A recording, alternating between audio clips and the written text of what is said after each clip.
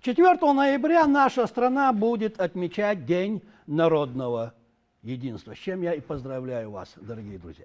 Ассаламу алейкум, добрый вечер, дорогие друзья. Это программа «Отражение» на телеканале «Войнах». И сопредседатель Общероссийского народного фронта в Чеченской Республике, председатель Федерации профсоюзов Чеченской Республики Хусейн Салтыгиреев.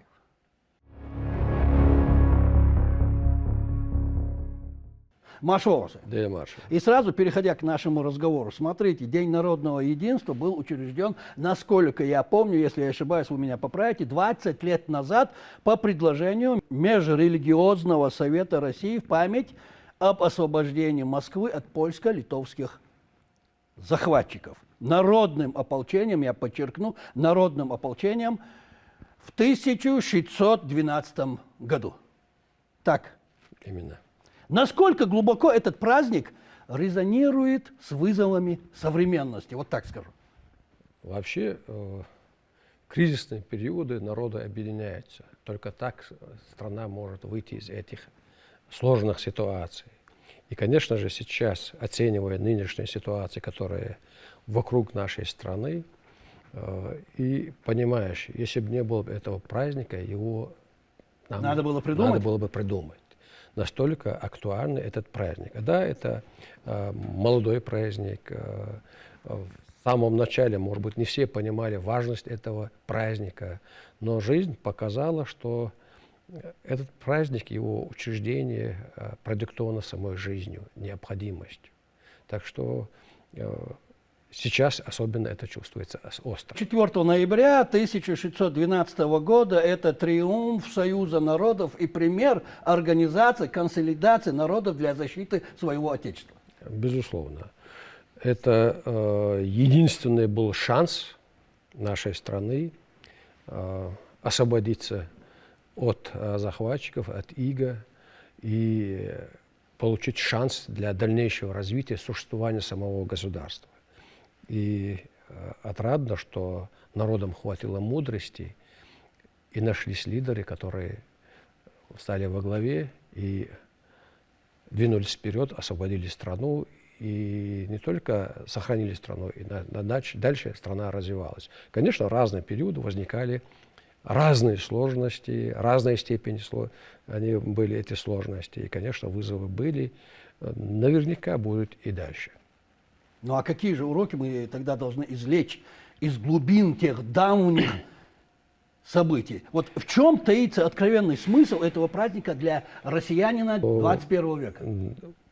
Вообще надо понимать, что нынешнюю нашу страну можно победить. Ну, спрашивают, может ли проиграть наша страна, например, СВО или в других ситуациях, сложных ситуациях. Наша страна может проиграть только самой себе. Точно так же, как Советский Союз проиграл себе, самому себе. Это ложный миф, на мой взгляд, который Запад навязывает, что они выиграли холодную войну. Холодную войну Советский Союз проиграл самому себе.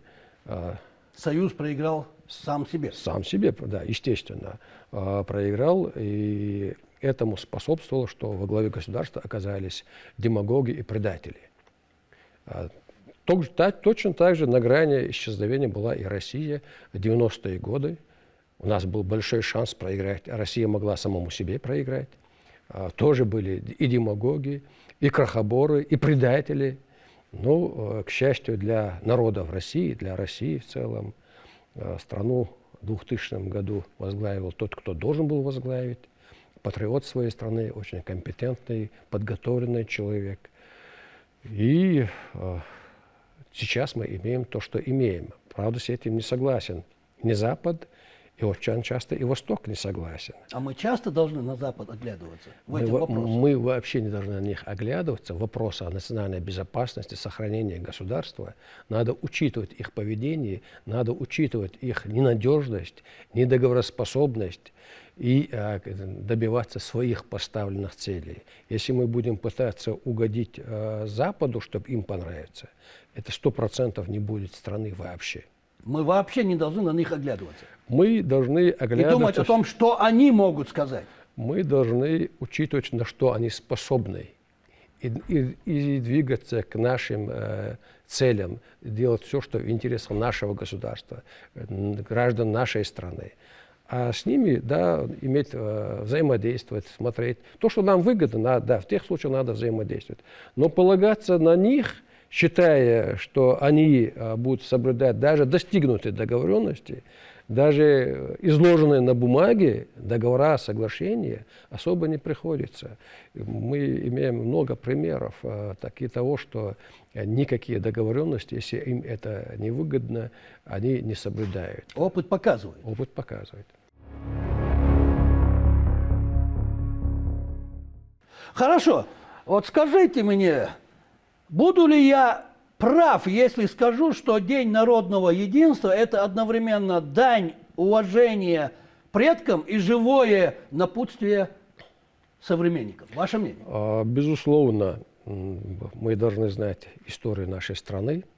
Мы должны четко и ясно оценивать, в какой ситуации мы находимся сейчас, и наметить реально достижимые цели на будущее.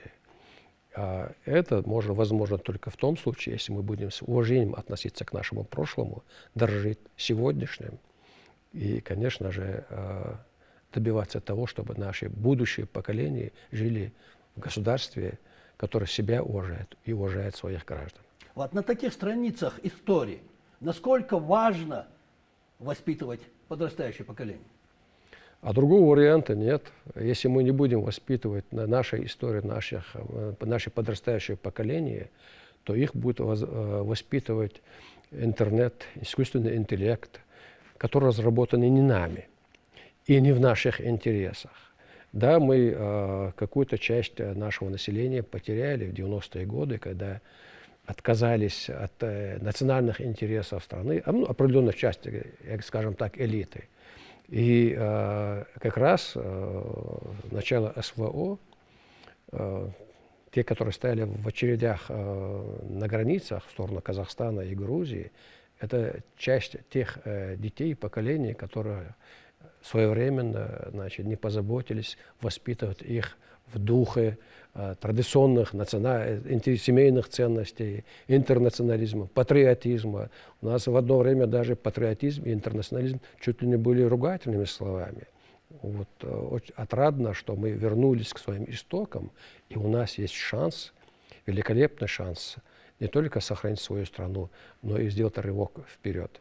Хузейн, вы тут упомянули специальную военную операцию, и в контексте этого у меня вот такой вопрос к вам. Можно ли утверждать, что День народного единства – это исторический пример, который приобретает особую актуальность в год защитника Отечества? Ну, еще раз говорю, народное единство – это такое понятие очень емкое, глубокое, без которого не может существовать государство. Про это, начиная в благополучные годы, когда появляется спокойствие на какой-то период, начинает об этом забывать. Иной раз нам это навязывают извне. Так вот, когда появляются сложные ситуации, вдруг все спохватываются, что, ребята, мы же многонациональная страна, многонациональная страна, должно быть единство, и как раз выходит на первый план единство народов, без которого страна не может выиграть никакую войну. И я не случайно сказал, что Россия может проиграть только самой себе. Об этом я говорю. Если не будет единства народов, то мы проиграем. Вот что нам показал 17 век, эти события, точнее 17 века? Естественно. Даже сейчас никакая армия не спасет страну, если не будет единства народов. Классик говорил, что наши союзники армия и флот, но никакая армия, никакой флот не сможет спасти страну, если не будет единства народов. И если не будет в этом отношении воспитывать свое подрастающее поколение в духе интернационализма, в духе патриотизма. И в этих отношениях не должны быть никаких привилегий тем, кто работает на развал страны, который пытается устраивать раздрай, а потом, когда их ловят за руку, говорят, что они не в ту дверь зашли. Вот этого не должно быть. Если человек публичный, с него спрос должен быть только строже, а не делать ему поблажки.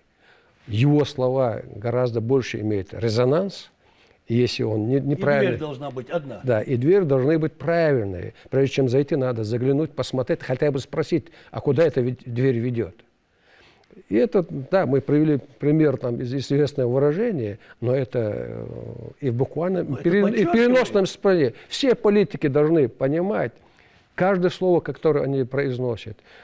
Не только политики, там, государственные деятели, а особенно блогеры, которые несут порой такую ахинею, что стой, хоть падай. Если ты говоришь на многомиллионной аудитории, тем более, даже на тысячной аудитории, каждое слово должно быть очень четко выверенное. И надо прежде всего думать, сейчас вообще это на пользу государству, это на пользу гражданам страны, или это может навредить? Или молчать. Да лучше промолчать. Если сомневаюсь, лучше промолчи. А каково особое значение имеет наш праздник, я скажу наш праздник, для чеченского народа в контексте ее богатой истории и вклада в развитие межнациональной России? А наш народ, наша республика вообще всегда была в гуще событий. Когда изгоняли польско-литовских захватчиков, наш народ принял самое активное участие.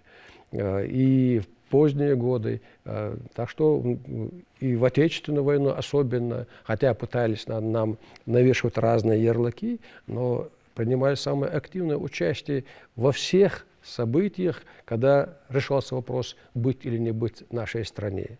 Естественно, мы только что говорили в начале 2000-х, 90-е годы, попытка развала России, это было именно через нашу республику. Только мудрость нашего народа, отчаянное желание спасти свой народ и республику, и страну нашего первого президента, героя России Ахмата Хаджи Кадырова. Вот вместе с президентом страны объединили страну, собрали в единый кулак. Это как раз спасло нашу страну. И позже те, что появились попытки и атака миротворцев Южной Осетии, и Майдан в 2013 году в Киеве, и те соглашения, которые не выполнялись, Минск-1, Минск-2, а потом признавали, что мы специально их подписывали и тянули, чтобы было время вооружить Украину, и чтобы она воевала против России. Это все мы проходили как раз.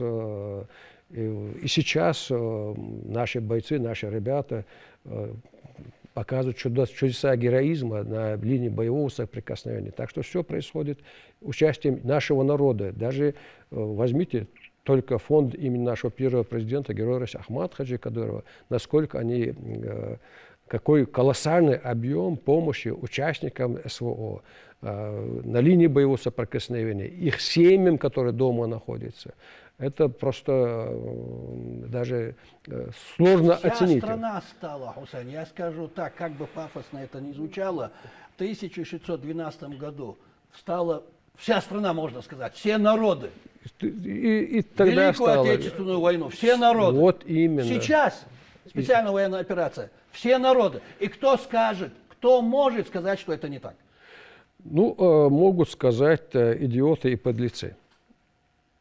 Но факт остается фактом. Но факт остается фактом. Как бы кто бы что бы ни говорил. И более того, значит, воюя практически против всего НАТО, да, в основном руками украинцев, Украины, но все-таки снабжение, финансирование, оружие, поставками и так далее, плюс добровольцами, мы практически воюем со всем НАТО в купе. А у нас до сих пор специальная военная операция.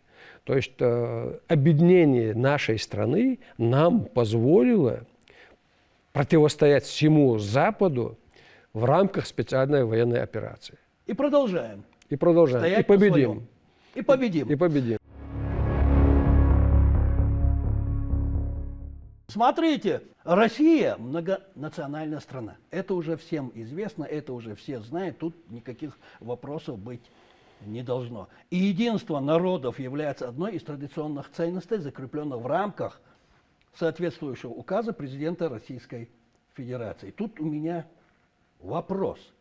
Какую конкретную работу проводит профсоюз в целях укрепления межнационального согласия гармонизации этнокультурных ценностей. Я не мимо организации задаю вопрос? Нет, нет. Прошу. Дело в том, что профсоюзы – одна из самых патриотичных и самых интернациональных организаций. Среди членов профсоюза есть представители всех национальностей, всех конфессий, и мы их не делим по национальному или религиозному признаку. Вот. Никогда не делили и делить не собираемся. Более того, у нас всегда обращение товарищи или братья и сестры. Мы, естественно, в плане укрепления нашего национального и межнационального единства нашей страны, конечно, проводится большая работа. Огромное количество молодежных слетов, форумов по разным тематическим планам. И я, кстати, должен сказать, что я тоже предлагал именно такую модель. Мы проводим свои мероприятия. Я сказал на заседании Генерального совета ФНПР, что Россия – это не только Москва и Питер, у нас большая страна, и мероприятия надо, особенно молодежно, проводить надо в разных регионах. И практически каждый год большое количество мероприятий проходит в разных регионах с участием молодежи, что особенно важно, из разных регионов нашей страны. И, естественно, мы понимаем, что для нас главное, конечно, это заработная плата и безопасный, достойный труд, но и заработная плата, достойный и безопасный труд возможно только в стабильно развивающейся экономике, стабильно развивающейся стране. А для того, чтобы страна стабильная была и развивалась, должен быть не только и социальный мир, и межнациональный мир. Иначе не бывает. Никакие революции никогда ни к чему хорошему не приводили. Даже если потом, спустя десятилетия, если какие-то достигают успехов, но первые 10, 20, а то и 30-40 лет – это резкое падение уровня жизни населения. Поэтому профсоюзы кровно заинтересованы именно воспитанием подрастающего поколения в духе интернационализма и в единстве народов страны. А как изменилась деятельность профсоюзов, ну и Народного фронта, скажу так, добавлю, с началом специальной военной операции? Ну, есть какие-то изменения? Есть, конечно. Когда страна живет в несколько иных, мягко выражаясь, условиях, то деятельность ведущего института гражданского общества, которым является Федерация независимых профсоюзов России, и, естественно, Общероссийского народного фронта, невозможно не скорректировать в нужную сторону для народа, для страны. И да, в чем тут? Да, наши главные задачи остались. У профсоюзов это, как я говорю, заработная плата, достойная зарплата, достойные условия труда. Для Народного фронта это мониторинг выполнения, исполнение таких так называемых майских указов президента и мониторинг, как выполняются национальные проекты, национальные программы в нашей стране и как выполняется поручение президента страны, которое он озвучивает в ходе послания Федеральному собранию или прямого эфира пресс-конференции, которую наш глава государства проводит. В том числе и глава Чеченской Республики, который тоже проводит. Так вот, изменения, конечно, появились. Для нас, профсоюзов, появилась дополнительно, естественно, забота о членах профсоюзов, участвующих в СВО, о членах их семей. И, конечно же, о членах профсоюзов, вы отслеживаете? Да, чьи представители участвуют, как выполняются их социальные гарантии, в чем они нуждаются, кому нужна помощь, социальная, гуманитарная, правовая, иная помощь. Естественно, у нас они все на контроле, и мы на связи с членами профсоюза.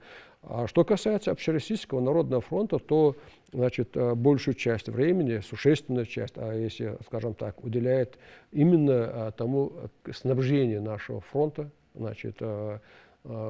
помощь и поддержка тех проектов, которые молодые ребята, которые, система ВПК, понятно, они работают как положено, но в наших условиях слишком много новаций на линии фронта, так как и БПЛА, и другие, и третьи. И там, где государство достаточно медленно, имеется в виду огромные корпорации, они не могут моментально реагировать. Слишком большие, слишком... Здесь и сейчас. Да, вот прямо сейчас. А Народный фронт поддерживает тех ребят, которые очень быстро разрабатывают новые проекты, значит, новые там эти дроны, БПЛА, другие и так далее. И, естественно, проводят сборы, их немало. Кстати, профсоюзы тоже проводят сборы, отправляет помощь, гуманитарную помощь приграничным, значит, ну, поближе, где живут от линии фронта нашим регионам. И, естественно, тем, которые находятся на линии боевого соприкосновения. А там все равно, когда идет, хоть и называется специальная военная операция, для тех, кто там находится, это война настоящая. И более того, невиданная доселе тяжелая война.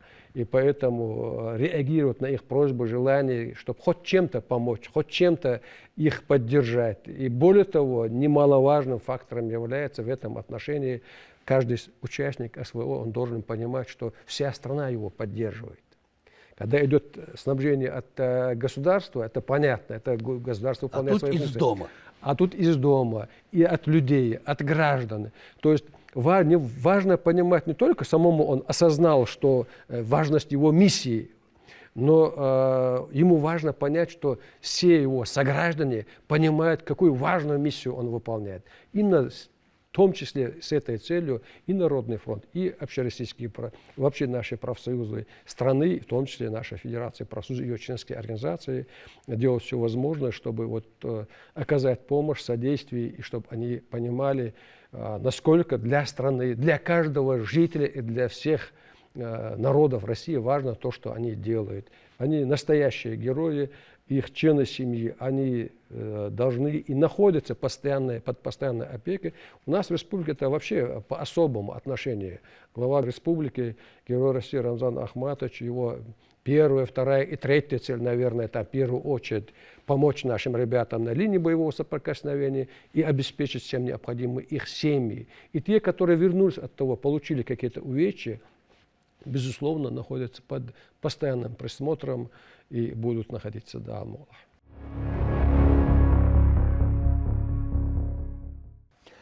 С вами всегда интересно. И мой последний вопрос. Есть такие, хоть их немного, утверждающие, что подлинного народного единства нет, что это выдуманный праздник, что такие праздники не нужны, что это пропаганда. Вот что бы вы ответили сторонникам, скажем так, дипломатично такой точки зрения? Да, Ломел, дело в том, что они прекрасно понимают, что это великий праздник, что он очень важный праздник. Но эти люди, часть из них за деньги Запада, наших врагов, где-то в силу своей подлости, они будут говорить, они пытаются нам внушить, что все, что связано с нашей страной, это не важно.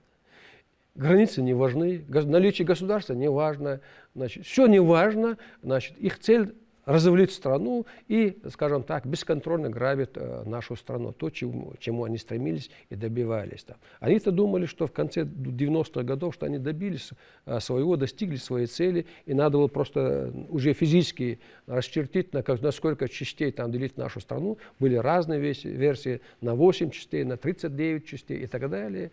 А сейчас они поняли, что у них план провалился. Остается им только скулить, ну пускай скулять. На этом и закроем данный вопрос. У вас есть 30 секунд, если хотите поздравить нашу страну, нашу республику с Днем народного единства. Камера ваша, прошу. Хоме махкой, воент эдоша дездеду, халки ца халш ца халдайтера, ша кастина, ша башха дездеду ис.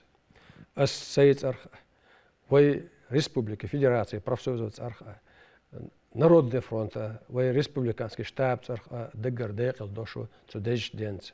Далее мустуч вочбах лардиш. Цани хуман сингаттан боч, могш мерш дахар луэлвайн.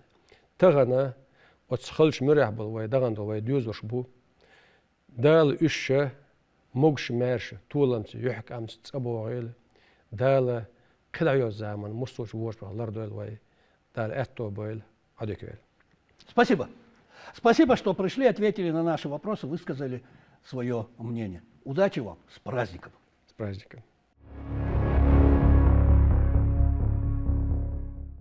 А на сегодня это все, дорогие друзья. Это была программа «Отражение» на телеканале «Войнах». И сопредседатель Российского народного фронта в Чеченской Республике, председатель Федерации профсоюзов Чеченской Республики Хусейн Салтыгириев. Я присоединяюсь ко всем словам поздравления и пожелания нашего дорогого гостя. С праздником, страна!